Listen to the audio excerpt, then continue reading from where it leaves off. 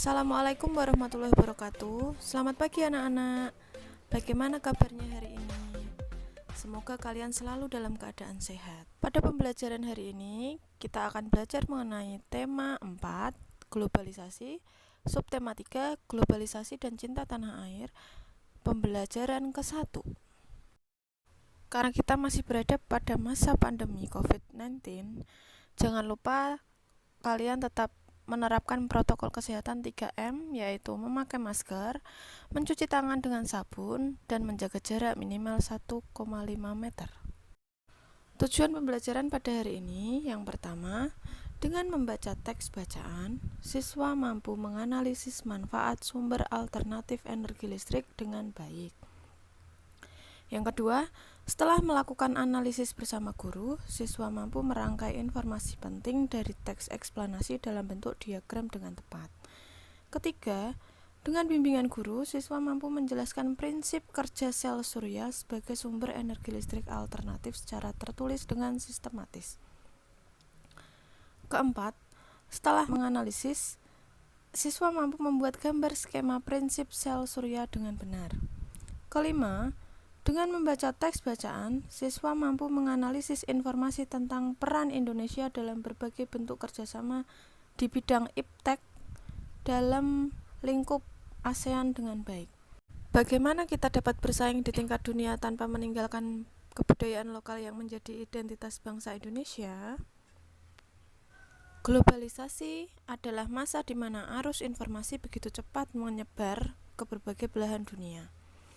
Kebudayaan dan gaya hidup dari berbagai penjuru dunia kemudian dengan mudah dapat kita ketahui. Kondisi tersebut akan memudahkan generasi Indonesia untuk meniru beragam kebudayaan asing tersebut. Berpikir global dan bertindak lokal adalah salah satu cara yang bisa dilakukan untuk tidak menjadi korban di era globalisasi.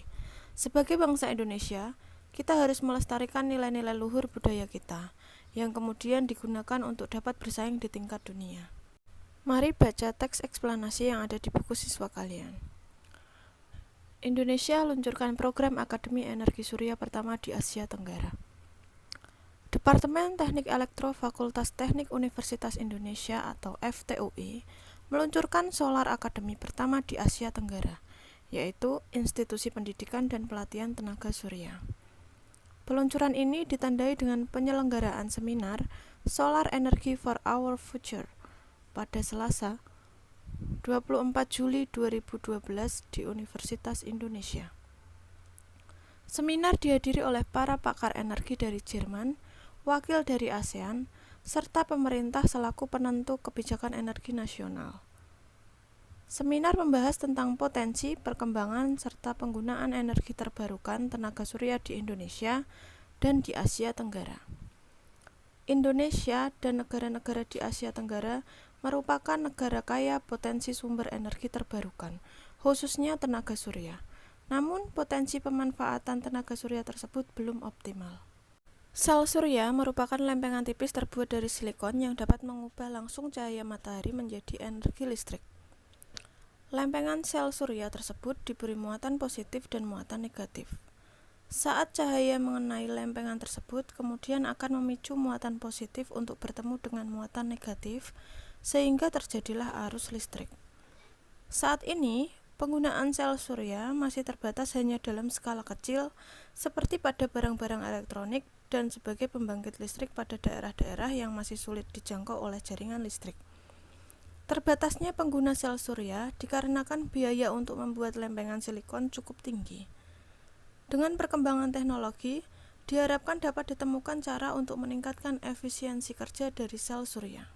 Dari teks eksplanasi yang telah kalian baca, akan ada komposisi teks eksplanasi yaitu di paragraf 1 yaitu topik masalahnya, di paragraf 2 deret penjelasannya, dan di paragraf ketiga kita dapatkan simpulan dan pesan dari pendapat pribadi penulis.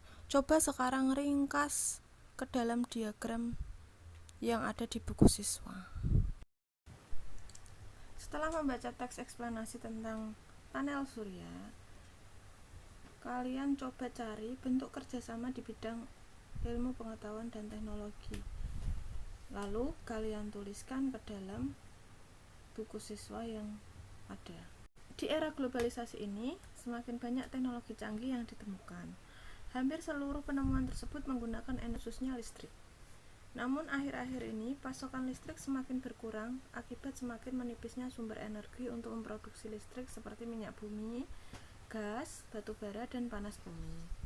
Salah satu cara yang dapat kita lakukan adalah mencari sumber energi alternatif yang bersih, aman, bebas polusi, dan selalu tersedia tanpa batas. Salah satu bentuk energi alternatif tersebut adalah sel surya. Kamu telah membaca sedikit informasi tentang prinsip dasar dari cara kerja sel surya. Coba kalian lihat gambar berikut ini. Ini adalah contoh panel listrik tenaga surya. Panel surya adalah sebuah sistem yang dapat digunakan untuk mengubah energi cahaya matahari menjadi energi listrik dengan menggunakan prinsip yang disebut efek photovoltage. Energi listrik yang dihasilkan akan disimpan ke dalam sebuah baterai, kemudian digunakan untuk mengoperasikan perangkat elektronik sesuai kebutuhan listriknya.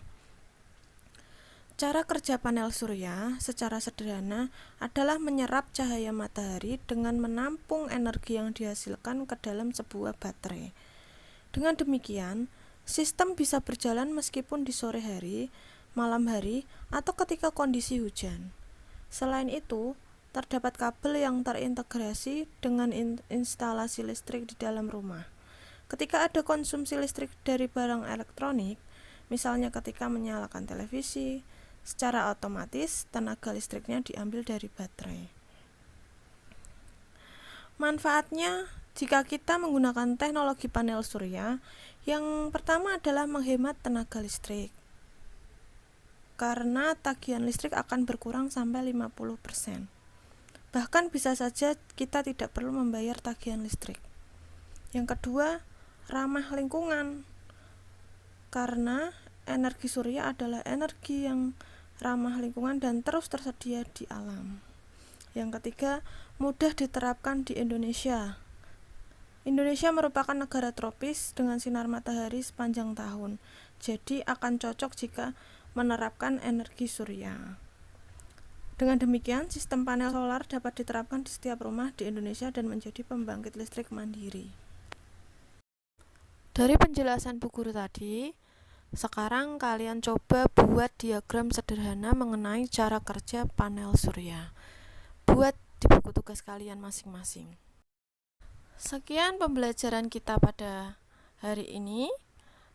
Jangan lupa tetap patuhi protokol kesehatan dengan melakukan 3M, memakai masker, mencuci tangan, dan menjaga jarak. Bu Guru akhiri, wassalamualaikum warahmatullahi wabarakatuh.